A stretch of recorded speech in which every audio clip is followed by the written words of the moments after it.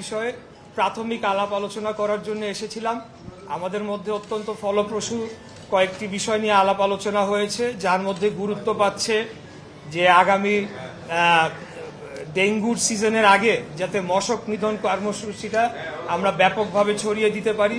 এছাড়া আমাদের নানামুখী আরও অনেকগুলো সমস্যা রয়েছে। রাস্তাঘাটের মেনটেন্যান্সের একটা প্রয়োজনীয়তা দেখা দিয়েছে বিভিন্ন জায়গায়।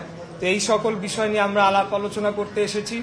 আমাদের মাননীয় প্রধানমন্ত্রী জনাব তারেক রহমান উনি আমাদের সবাইকে নির্দেশ দিয়েছেন, বিশেষ করে ঢাকার যারা আমরা নির্বাচিত সংসদ সদস্য এবং প্রশাসক আমরা যারা আছি, আমরা যাতে যেহেতু একটা ভালো একটা নির্বাচিত সরকার বেশ কিছু মাস অথবা 1.5 বছর যাবৎ অ্যাবসেন্ট ছিল, যার কারণে সেবা দানের যে কাঠামোটা অনেকটা ভেঙে পড়েছে।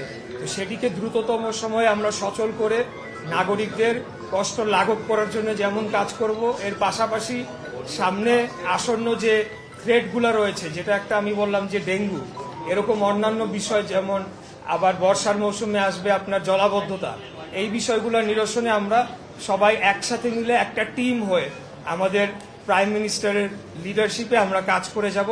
সেই ইলেকশন করবেন দক্ষিণ সিটি কর্পোরেশনে, সেই বিষয়ে আপনার অবস্থানটা কি আসলে? হিসাবে আমি একটু অ্যাড করি, আমি একটু যুক্তি করে যেতে হলো, আপনি ঘোষণা দিয়েছেন সামাজিক যোগাযোগ মাধ্যমে যে আপনি ইলেকশন করবেন এবং সেই সাথে আপনি একটা মন্ত্রণালয়ের দায়িত্বে আছেন, প্রতিমন্ত্রী হিসেবে দায়িত্বে আছেন। এখন নির্বাচন যদি শীঘ্রই হয়, সেক্ষেত্রে আসলে এই মন্ত্রণালয়ের কাজটা আপনি কতটা এগোতে পারবেন এবং আসলে এই ঘোষণাটা কেনই বা দিলেন?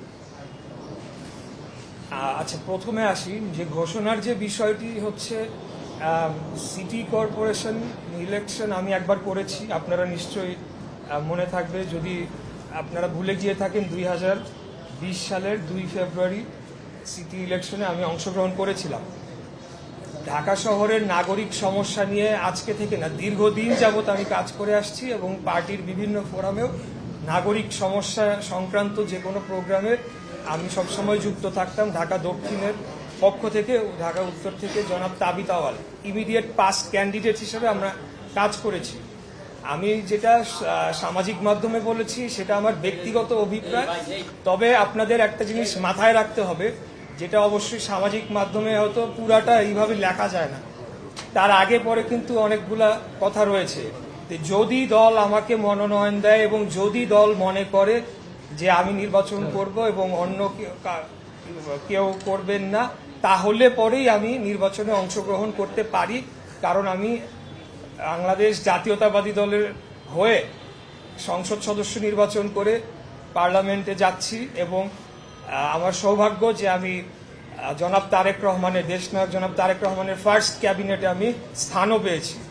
আর দ্বিতীয় যে বিষয়টি উত্থাপন করা হলো যে আসলে প্রত্যেক সংসদ সদস্য যারা আছেন বা যারা মন্ত্রীরা আছেন, তারা তো সংসদ সদস্য হয়ে দেন একটা মিনিস্ট্রির দায়িত্ব ওনারা পালন করেন।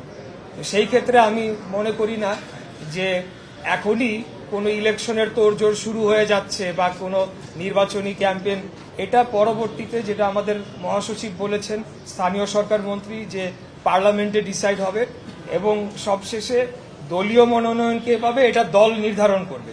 এগুলো অনেক প্রক্রিয়া বাকি রয়েছে। এর পাশাপাশি একটা বিষয় আজকে একটু না বললেই না, আমরা দেখেছি যে লাস্ট যে সংসদ নির্বাচনটি হলো, সেখানে আমাদের প্রতিদ্বন্দ্বী একটি রাজনৈতিক দল অস্বাভাবিক হারে তারা ভোট পেয়েছে, মানে যেটা কল্পনার বাইরে। আমি আমার আসনের কথাই বলতে চাই। 1996 সালে সেখানে জামায়াতে ইসলামীর সর্বোচ্চ ভোট তাদের জীবনে 3000 ভোট পেয়েছিল এবং সেখানে হাত পাখা তারা পেয়েছিলেন 6000। তো আমরা এই ভোটার লিস্টটার ব্যাপারে আমার মনে হয় যে আমি সরকারের কাছে এই ব্যাপারে জানাবো, যেটাকে আবার ভেরিফিকেশন করা উচিত যে ভোটাররা কারা এবং ভোটার লিস্টটা সঠিকভাবে সম্পন্ন হয়েছে কিনা, যারা এখানকার বাসিন্দা তারাই হয়েছে কিনা বা কোনো ডুপ্লিকেসি হচ্ছে কিনা অন্য কোনো এলাকার সাথে।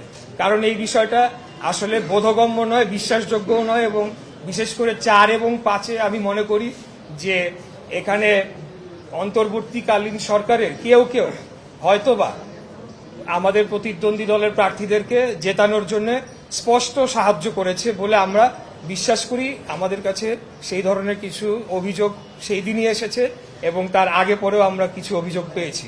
তো বিষয়টি হচ্ছে যে এই ভোটার লিস্ট কারেকশন করা এগুলা তারপরে সেনা নির্বাচনের প্রশ্নটি আসতে হবে আর কি। তাছাড়া তো একটা ফেয়ার নির্বাচন আমরা কিভাবে আশা করতে পারি, এটি আমি